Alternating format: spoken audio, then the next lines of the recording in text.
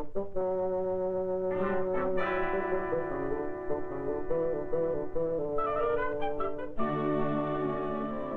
an upland village in the state of Virginia, the first Tuesday in every month, there comes a truckload of books. The traveling library has many friends among these remote farming people. The free book service provides them with a much-needed link to the world beyond their hills. The librarian has her friends, too. They want to know whether the story has a sad ending, or they need her help with a strange word now and then. Copyright? That's not very strange, Tim. You'll find it in most any book you open. It means that for 28 years, no one but the book's author or publisher can copy anything from it. It means, well, let's see. Have you ever heard of the Library of Congress, Tim? This book tells all about it. It's the most important library in the country. And one of the things it does nowadays is keep records and proofs of all the copyrights that are issued by the United States. 2 copies of almost every book that is published are sent to the library at Washington.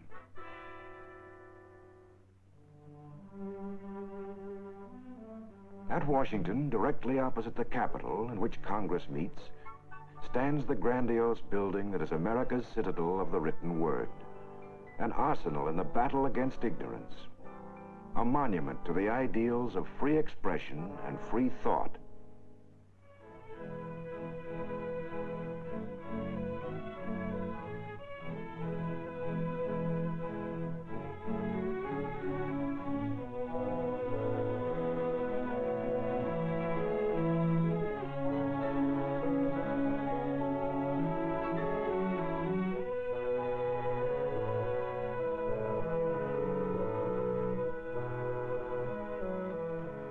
The Library of Congress was first established for the exclusive use of the men who made America's laws. But it has since become the nation's reading room, open to every man. Surrounding the main reading room are the stacks of general reference books, to which the reader can come directly for the volumes he wants. But in a library containing nearly 6 million books and pamphlets, only a small proportion can be kept at arm's length.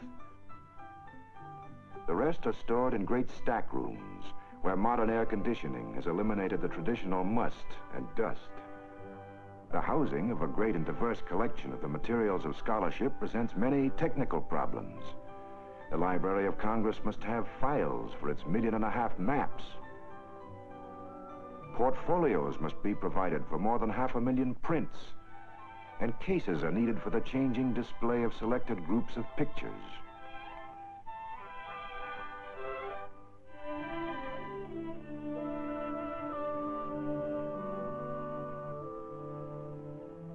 The Oriental Division requires still other special facilities.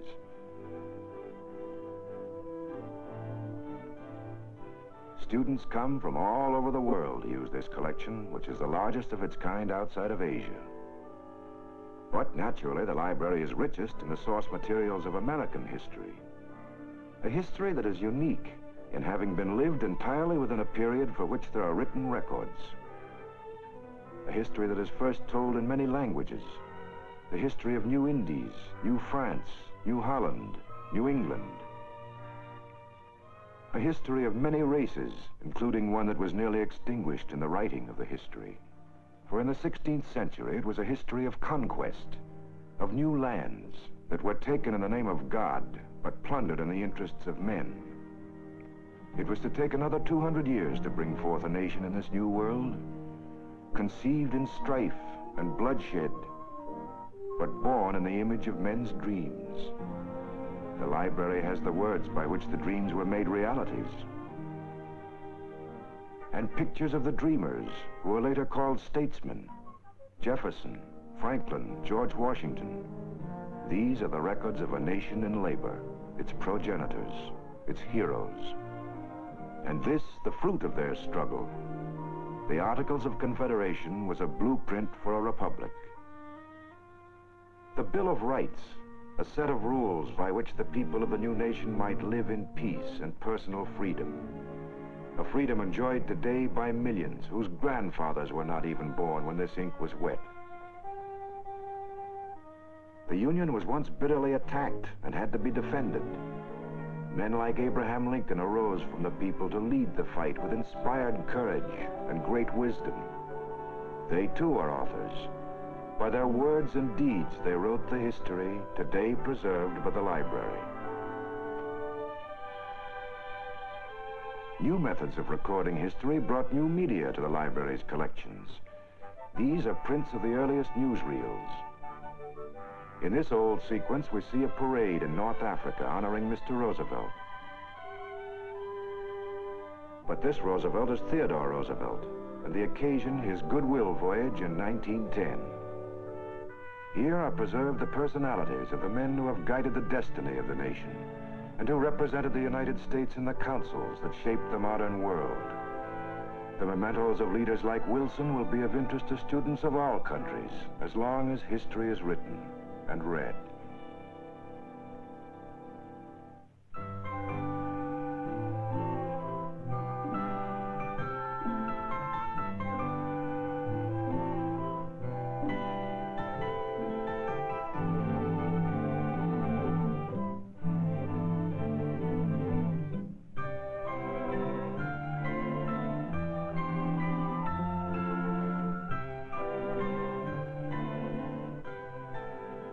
But the Library of Congress is more than a mere treasure house. Recognizing the fact that the use of the books is more important than the possession of them, it is sought to provide every facility that might ease the task of the trained researcher or the ordinary reader. Key to the entire system is the main catalog, a complete, detailed listing of the millions of books. In these trays, there are over 16 million signposts to help the reader find exactly what he's looking for.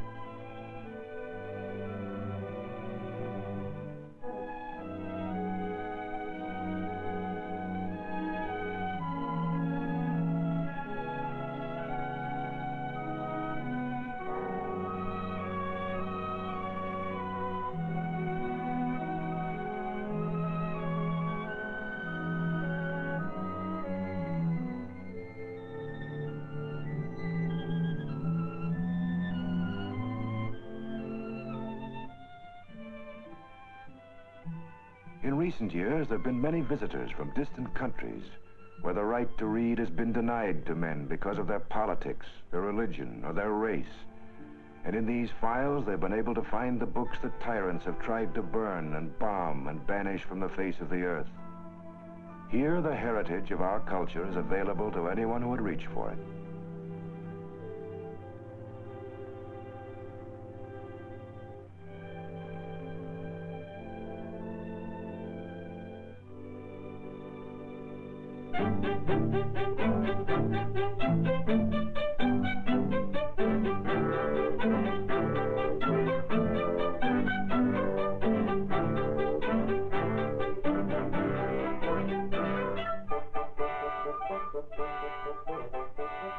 The library prints the reference cards not only for its own catalogs, but also to send to other cities and other countries where depository libraries are located.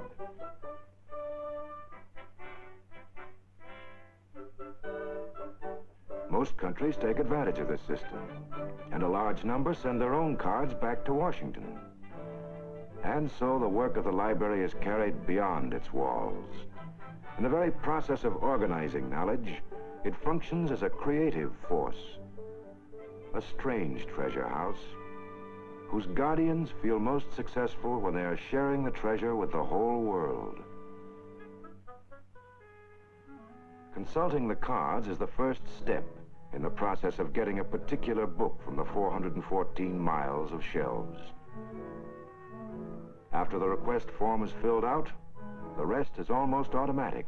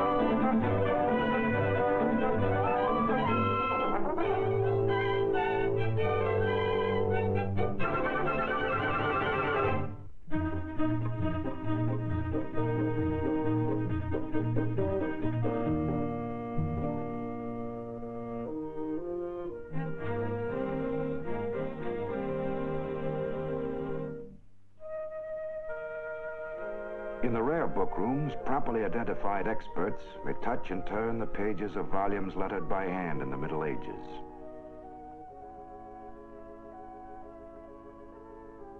Or scrutinize rare examples of the earliest printing. The Gutenberg Bible has become a symbol of the technical developments that eventually made reading possible for the common man.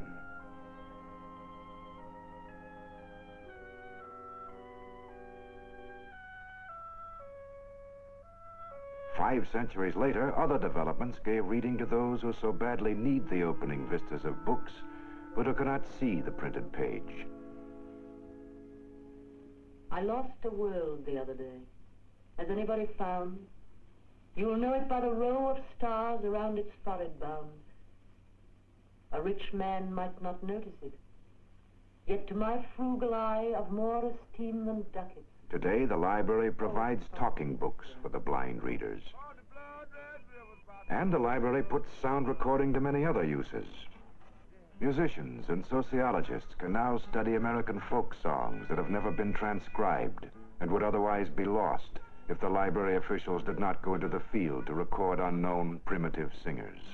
I just run to the camp and tell my brother Bill, say the woman he's loving sure gonna get him killed. Well, I heard a mighty rumbling, and then I looked around. Was a northern and a southern time that'll depot down. Whoa! Hey, hey, hey, hey, Lord, Lord, hey, Lord. Hey, hey, hey, Lord, Lord, Lord, hey, Lord. Roll on, roll on, roll on, Red River, roll on. I'm singing these blues because my love is gone.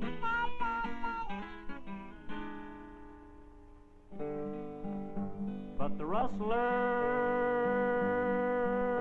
broke on us in the dead hours of night. She rose from her blanket, a battle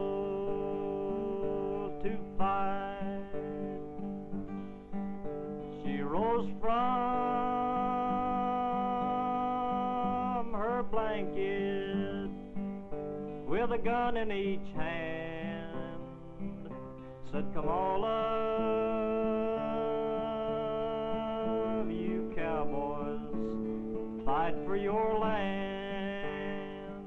But the roots of music in America go deep into the past and twist across oceans and continents. The music division of the library can furnish the student with all kinds of materials, including priceless old manuscripts. This is the original score of a Bach cantata.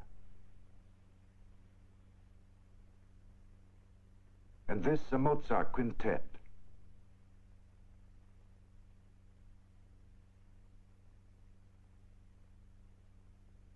Even the handwriting of a composer like Beethoven is of interest to scholars. But more important are the pen scratches by which he conveyed his immortal inspiration to the world. This is a manuscript of one of his string quartets.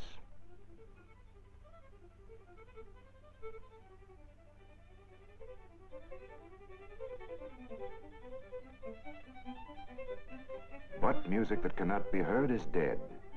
The library, with the help of a few generous patrons, gives life to its music collections by presenting eminent artists in regular series of concerts. Typical of such occasions is this Sunday afternoon performance of the Budapest String Quartet, playing on the library's collection of Stradivarius instruments.